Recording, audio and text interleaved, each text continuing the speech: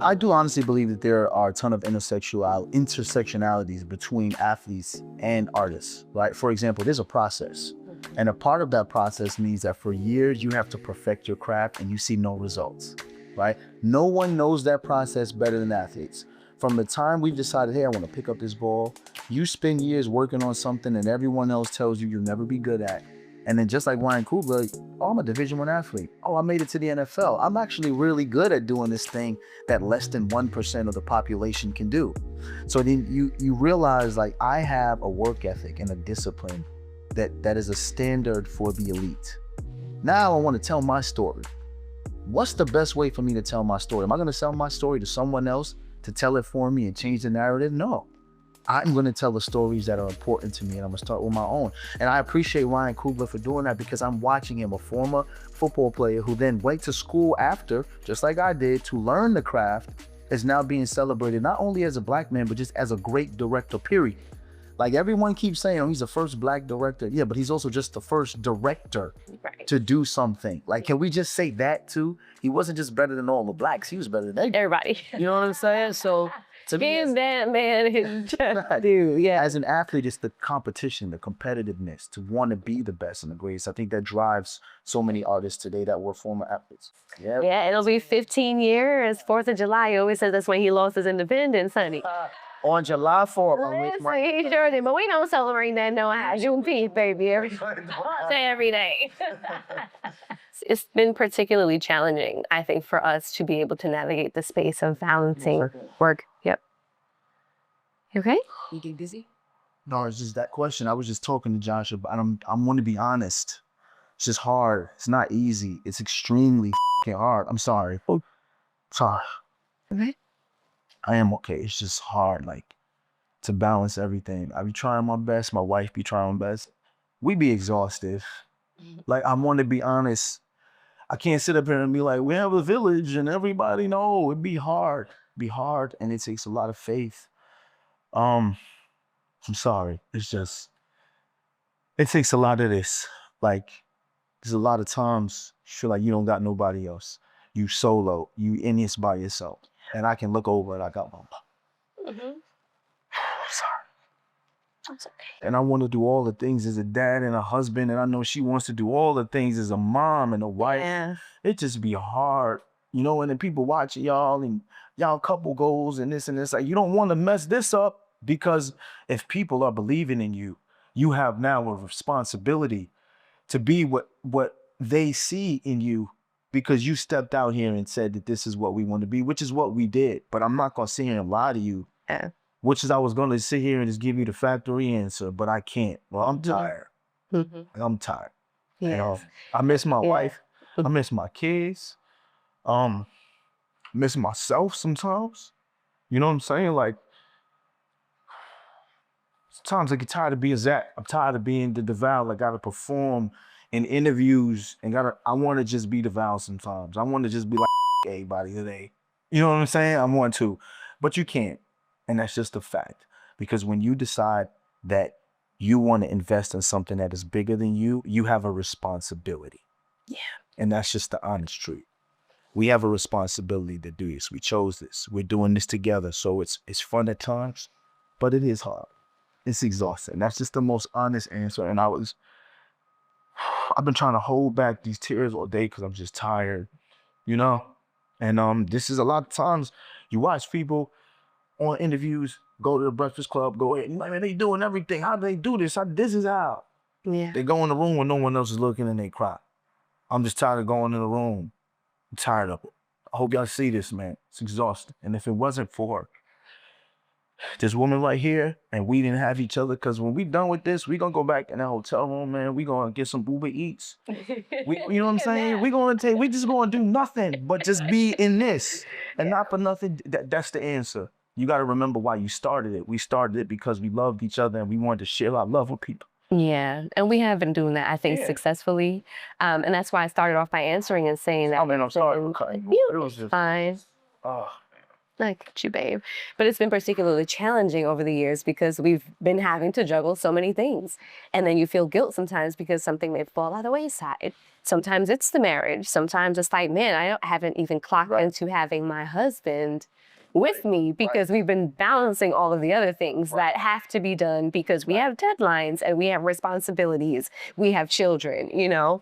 So it's a juggling act. It really, really is. But he and I try the best as we can to stay locked into each other. We do, because I can always tell when he's on the brink of something. And even this morning, I was like, "We're gonna be okay." I've been like, yo, I got it. I'm good. Right. Got it. And think about it, our men are always forced to kind of hold it together, right? And don't feel like they often have safe spaces to be able to do something like this, you know? But we're here at Essence, where we create safe spaces for our men and our women. So think about how many times you'll just ask, I think just because it's so commonplace, "Hey, how are you?" And you wonder, do people really care how I'm doing in the moment? Sometimes they don't. You know, it's just the thing to say. Josh brought up a point to me that he was just like, you know, to us, Devale, you're like Superman. I'm like, me how? Because I look at myself in the mirror and I'm like, there's so many things I still want to do and haven't done or not being recognized for that I'm busting my ass to work towards. And then he was like, think about it. You came from the same hood we came from, but you on TV twice a week. You got a book. You and your wife on Instagram every day. Your influencers, your public figures. People are proud of y'all. And I never thought about it like that. Like, I never thought that people would view me like that because I don't view myself like that. So when people ask, you all right? They automatically assume my answer is going to be okay before I respond. Kay reached out to my parents 3 days ago and was just like, Kay, I just want to reach out because Devale had this going on Do Not Disturb. And I wanted to let y'all know that he was going through some things before she even finished. My parents like, oh, it's cool. We good. We know y'all got a lot of work to do. They weren't really listening. They were trying to be supportive of the fact that maybe we weren't as communicative as we typically are. And in that moment, my dad was trying to be of support to my wife and say, it's okay, babe. You don't have to apologize. But he really wasn't listening what she was saying. Like yo, like, Devale needs some help. Yeah. And it's just be a lot, bro. And I'm not trying to sit here and act like a victim. Like, I'm not a victim. It just do be a lot. Yeah, human. I keep telling him that. I'm like, you're human. You're human. And not for nothing, I'm human too. Because she gonna sit up here with the smile on and look cute and look pretty. But then at the end of this, she gonna pull me out there and be like, yo, we done with these fucking interviews. If you, like, are you okay? You know how wives are. She'll be like, if you are done, we are done. Like, but it's collective. It is. It is. And that's how we do it. We've been doing this for almost 23 years, y'all. You know? So I know enough to know when my baby's and I'm good. Having a moment. This wasn't the thing that set me over the top. It was just an honest question, like at the right time. Like, kudos to you for interviewing and like you that. did a big one, journalist. Yeah. Yo, it's Christy. Sir, that was the perfect question at the right time. And actually, I do feel better saying it. You feel like it just better saying it. Like, oh my gosh. Because Josh has said to me, like, you don't tell us this. How are we supposed to know? Yeah. And I had to sit back and say, you know what, Josh? You absolutely right. How do you know? How do you know if I always make it seem like I'm perfectly fine? That's unfair to everybody else. It's unfair to him, the people I work with, to my wife. And just now saying that to everybody, it just felt good. Like, I feel like it's like, that's going to be my thing from now on. Like, when people ask me the facts, I'm not going to go to the factory setting of what I'm supposed to be as a masculine black man. How you feeling, Devale? Not the best today. Tired. Yeah. You know what I'm saying? Like, I feel like I need to start. And then when you're honest, sometimes people look at you and they're like, they don't know what to do with that. Like, oh, so you're tired. So how do we help that? Like, the fact that y'all were like, bro, you're good. It's okay. It was like, okay, so let me tell y'all how I feel. Like, I appreciate y'all. Thank you. There are definitely days where, you know, not necessarily Devale, but I am going to be like, babe, tonight is the night I won't need a rain check. I'll be good to say I'm going to need a rain check and tonight is not the night. But I mean, when you take away the work, you take away the children, you take away the family, the responsibilities, everything, at the core of everything, this is my best friend, this is my person, he does it for me in every lifetime. So things like that just come easily. Like, it's nothing that we have to kind of perform. Now, naturally, after almost 23 years together and 15 married, you know, there's moments where it's just like, you know, I'm tired, or, you know, we may be in a little rut when it comes to, you know, things sexually, but we always find our way back. You know, we always find our way back. And we realize sometimes it's the added stresses of everything else. It's not even just us. So to Devale's point with the last question, it's like, we just have to be honest about how we feel and what we need. Like, he tells me exactly to a T what he needs when it boils down to it. And I do the same. And having that reciprocity, I think, really helps. I do think it's also us understanding each other. Like, as a man who loves intimacy, it was important for me to understand her body. Understand how her body changes after postpartum, after having children, after fatigue. Like, the more I understood how her body worked, I understood how to get to those places where she would be receptive to my advances, even when she wasn't in the mood. Because here's the truth, right? Being in a mood isn't something that comes just mentally, right? Like, physically, physiologically, there has to be something there that connects for a woman to be aroused the same way for a man to be aroused. And a lot of time as men, we don't focus on what a woman needs physiologically, right? Because if we think about our anatomy, I have to put my thing in her, which means I have to become erect. What does she have to do? Most men are ignorant and be like, oh, it don't matter. The hole is there. That's not how this works. No, seriously, that's not how this works. I took more inventory of what my wife needed in order to feel sexy, to be like, I'm ready for him, whatever. And I watched her do the same thing. Because it was a couple times after filming late where she was dressed all in her red shorts. Everybody knows the red shorts is. And then just red shorts. Minute Devale comes in the house, I'm going to put it on in a minute. I came on and I was half asleep and I'm reading my lines, and then I walk by and I said, wait, did I say anything to you when I came in the house? And she's just like, nope. And I'm like, my fault, baby. I'm sorry. She took it upon herself to know when he's tired or fatigued, sometimes he's not in the mood. She didn't look at it like, oh, he just disregarded me after. Nah, she took it as something must be going on. Let me investigate.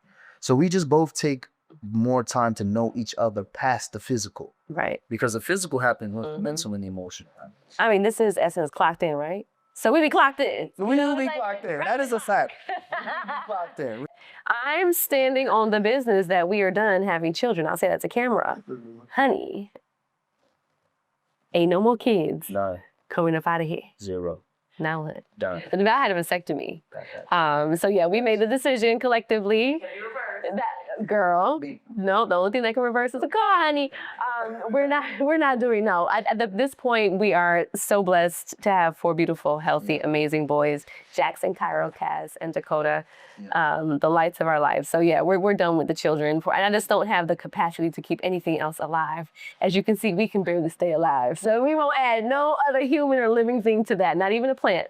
But also, she had some complications after having Dakota. She had postpartum preeclampsia. Yeah. And the doctor told her when you have postpartum preeclampsia, there's a more likelihood with the next pregnancy that you have preeclampsia the entire time. Full blown, yeah. And this scare, she had to go to the hospital. Super high blood pressure. Was on magnesium drip. I think it was almost like stroke. Like just literally borderline. You would have went to sleep that night and woke up the next morning, Devale, there's a chance that your wife could have just been dead next to you. And I was like, are you serious? She said, yeah, preeclampsia. Yeah, it's very serious. So at that point, I was like, okay, let's do birth control. She got on the IUD or the ring, and then she started having heavy bleedings. And it was just one thing after the other. Yeah. You've had 4 kids. You had surgery after the first one. You had 2 natural, 2 home births. It's about time I do something to protect us, right? It's most importantly protect you. So I got the vasectomy. And it was in and out. And we had a party. For everybody who's wondering now, the nut stays the same. Oh my God. The consistency is exactly the same. I was concerned about that. So if there's any men watching it, I wanted to make sure that everything stayed the same so that she had the same stimulus. It's the same. Everything's the same. And then because you hear all the stuff they say. They tell you all the same. I don't know what they say. Your muscles gonna drop, your mood gonna drop. I didn't even know you were supposed to have a vasectomy party after that, and I missed the mark. Celebrate. I sure did. He had a 1-year anniversary after. I wanted to make sure that it was completely 100%. It worked, and then we celebrated after I realized that it worked. We didn't celebrate nothing. That's another thing, gentlemen. There's something different about your woman when she knows she can't get pregnant. When she lays down, it's different, right? Like she understands, like there's nothing gonna happen after this, except for this nut. I'm good. Swing from the chandelier, baby. You can do everything. You can do all the things. Yes. I mean, I don't know how y'all gonna edit this together, Lord. I'm kind of nervous. So for the future, But we have a lot of things that were still left to be done. And I think that speaks to what Devale was talking about. People feeling like, you guys have made it. You're doing all of these things. You have the book, you have the podcast, you have the shows. But we really honestly feel like we're scratching the surface of what God has in store for us. To get back to Ellis Ever After, our podcast, we almost stopped doing it. But then we realized that there was a large population of people who love and support us, who listen to the podcast religiously, that said, you guys just can't stop. Like, you have to keep going. And every time that we've tried to just pull back and maybe try to pivot and do something differently, we realize that there's a voice that we have within our community that's so loud and so great that people really want us to continue to share. So we're doing that in the podcast space. I have a project that I'm working on that I'm super excited about. You're trying to hear about it soon, though. Super excited about. And it put me in a space from a career perspective where I felt so alive in that moment that I felt like this is where I'm supposed to be. So I'm looking forward to, once you guys find out what that is, looking forward to doing more in that particular space. The best part about doing this with Devale is that I knew from the moment that I bagged him, because I shot my shot, y'all, ladies, it's okay to shoot your shot. But I just knew I had eyes on him since elementary school, and we kind of crossed paths our whole life. You knew that early? I mean, I had eyes for you. You was 4. I had eyes for you in the second grade. The second grade, I had eyes. And you crossed my path, high school, rival high schools. College, we started dating. With the button up with the brown plaid top. You were looking spiffy. You were. And then once we got together in college, just seeing the vigor that he had for life, and he seemed so wise beyond his years, and like he had everything figured out. And I was like, wow, like I felt like I had met my match. And I think that that God has literally divinely ordered our steps to be together through this life. And I couldn't imagine doing it with anybody else, wouldn't want to do it with anybody else, because it makes it that much sweeter. The story, the highs, the lows don't really ever feel that low. And the highs feel even higher together. And everything in between, I think, is just part of the process and the journey that makes our story that much greater. And it's building a legacy for our boys. They are looking at their mom and dad daily, who love each other, who don't always agree, of course. But at the end of the day, I think the one thing that bubbles over out of the Ellis household is just love. Love. And that's what carries me through with you. So. I love you too. You are in trouble. We tired, real guys. I'm rain shaker. No, that's actually funny. Just legacy building. They're constantly trying to attack our history and get rid of us. So the Ellis is gonna make more history. We're gonna make so much history. There's no more gonna be the first black to be paid. They're gonna be like, the Ellis is doing that. And then after the Ellis is gonna be a bunch of other people doing what we did better than what we did. Yeah. And that's what we want to do. That's the point. That's it. We just want to keep breaking the barriers and doing stuff. Broadway, you're going to keep doing that. Yeah. TV, film, doing that. Doing it. Books, animated series, everything. I got another book on fatherhood coming out. Oh, yeah. Yeah. But it's going to be good. 2026. Absolutely. We just want to keep creating. Yeah. Yeah. Making history. Together. Locked in. Forever.